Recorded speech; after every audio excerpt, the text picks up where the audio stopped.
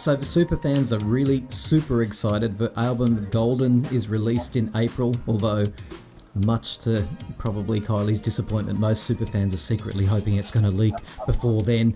But this is the perfect time to go back through her back catalogue, look at all her previous albums and see how they've stood up over time, basically. So we're going to start with the first album tonight. I've got Simon and Michael joining me via Skype. Welcome, guys. Hello, thank you so much for having me again, mate. Good to have you both on.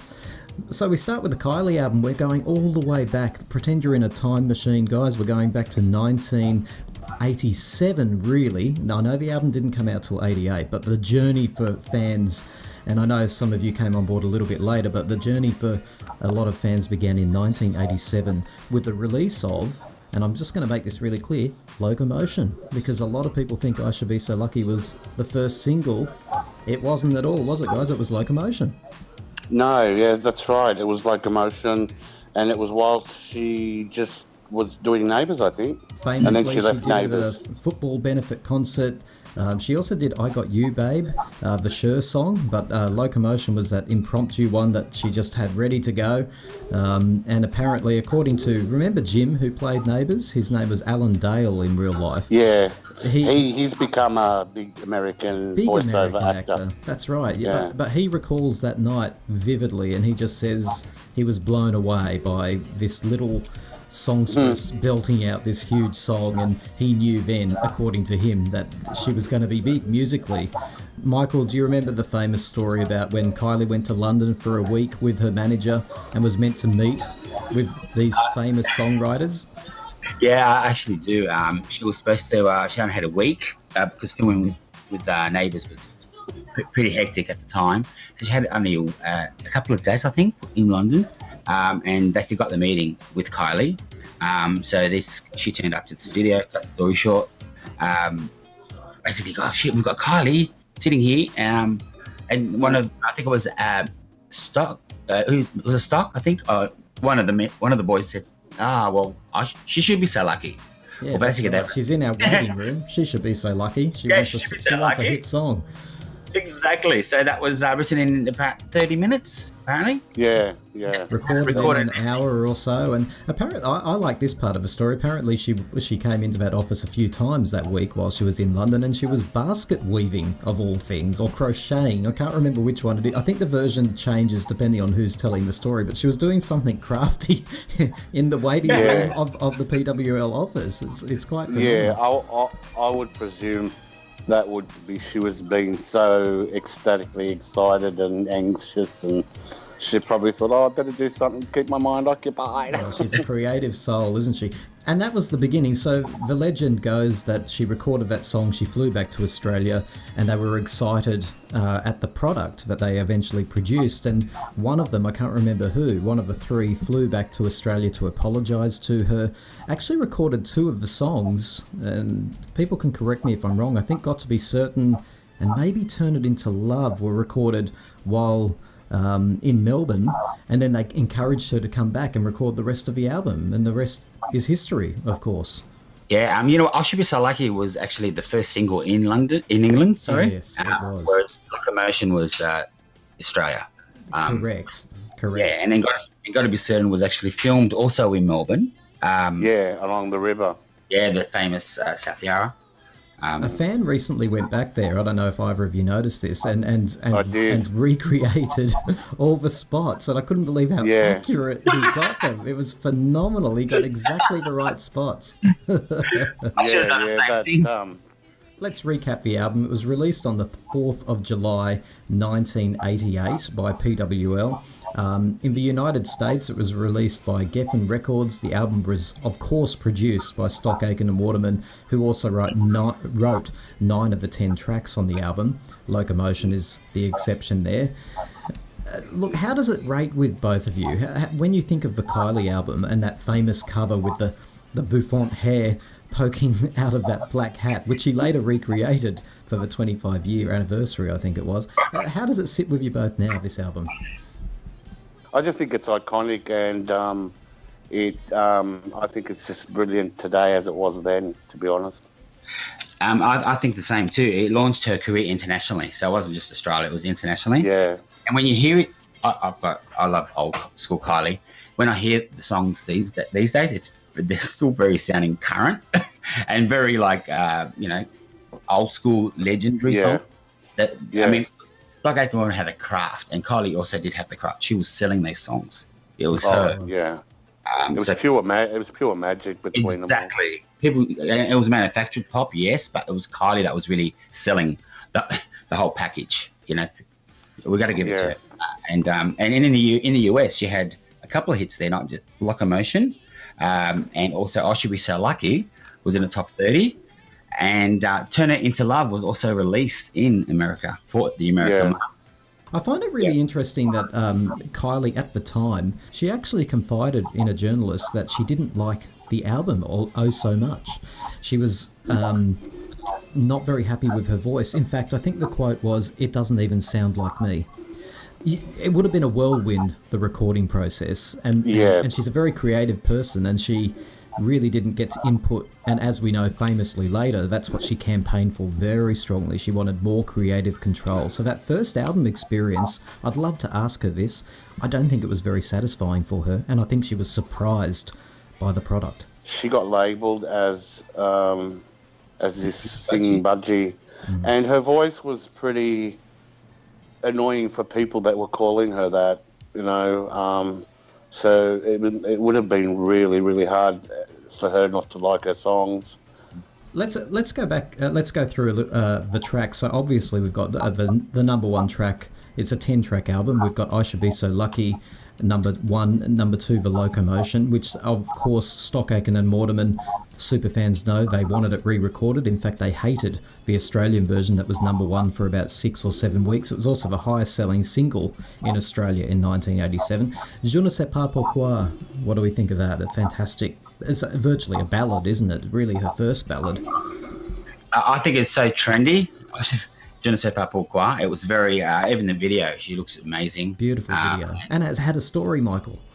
That's right. And it was just, and her and France, even to this day, she loves Paris. And then they're an icon. But that video was just black and white parts, and it was colour. It was just, she spoke, even French in it. So she always had that French influence, didn't she? I mean, it's carried right through her career. She absolutely adores France and the French influence in her work as well. But yeah, you could see it. That was the first time in Je ne sais pas. It's No Secret was track 4 as well. Now, It's No Secret was filmed up in far north Queensland, I think, the video clip for that. Port Douglas, there you go. And what and the part I really love about that video clip, I know it's really, really probably gay is the only word I can think of, but I love the fact that Locomotion's playing at the beginning of that video clip while she's working in a bar. Yeah, and he's that's right, yeah, he's a cheater too. He's cheating on her. He is. Right in front of it. It's the stupidest, really. It really is. Don't get me wrong, I love it, but it's really stupid. I mean, he's cheating on her. He doesn't go to any effort to conceal it. He actually takes money off her and cheats on her right in front of her, right in a seat in front of her. But aren't all Kylie's guys still doing that? Sorry. There you go. Might have been a premonition, you reckon? So then, I don't know. One of the other biggest tracks on the album was track 5, Got to Be Certain.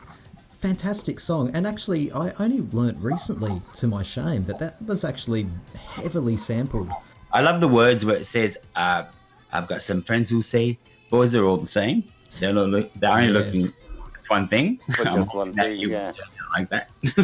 But anyway, that was my favourite part of the What about the part in the video clip where she's doing the photo shoot? It's just so camp, isn't it, eh?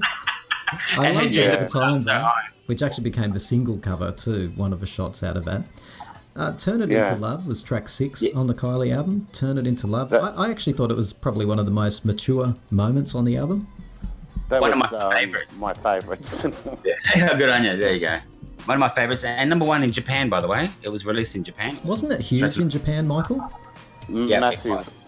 Yeah, Yeah, there but was. no video. Like I always had a rumor. I had a friend who was big into Kylie with me when we were both young lads when this album came out, and the rumor was, remember, no internet back then. The rumor was that there was a video in Japan that you could only see in Japan, but the internet's never proven that to be right.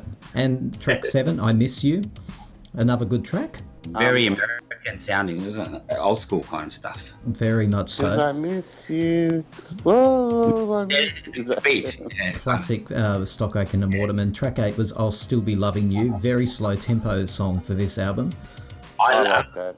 Yeah, I love that. And track 9 is one that I've got a real thing about. Look My Way. I absolutely love it. It's very wow. jazz-esque, and Kylie always had leanings towards jazz, in my opinion. And this song was the beginning of it. She performed this on Hey Hey It's Saturday, You beat completely me and to it. utterly live, which was very Yeah. exciting at the time because people said Yeah. she was only a mimer. Yeah, she needed to sing that live because Australia was turning on her, and she wanted Yeah. to showcase that she can sing live vocals. You know, It was a But good job. I remember watching that and I was just blown away. I thought, wow, if I just loved her, I couldn't love her anymore after that.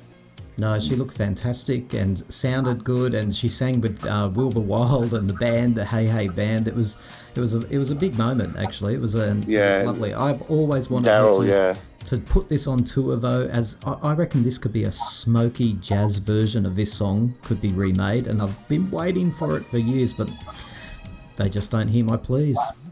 And then famously Love at First Sight, track 10, but not the famous Love at First Sight, the first album Love at First Sight, because this began the tradition of Kylie having multiple songs with the same name. The other one, was it Right Here, Right Now? No, that wasn't a double. Yeah, that was as well. Right Here, Right Now. Was the it? Let's Get To It track as well. Let's get to it, that's right. That's right. But Love at First Sight, what do you both make of that version, the original album track? it was to me that was probably a filler. Like to me, that was probably my least of the Yeah. album that I was very fond of. Oh, wow, okay. Yeah.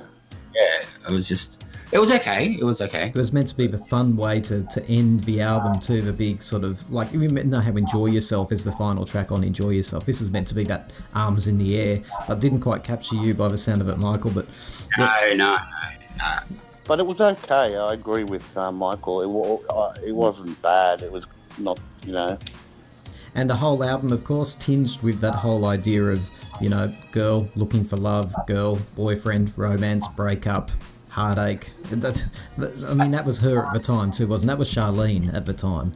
And we do have to mention before we go the cover. What do we make of the cover and the back cover too? I think she's got two little fingers in her mouth doing a bit of a whistle.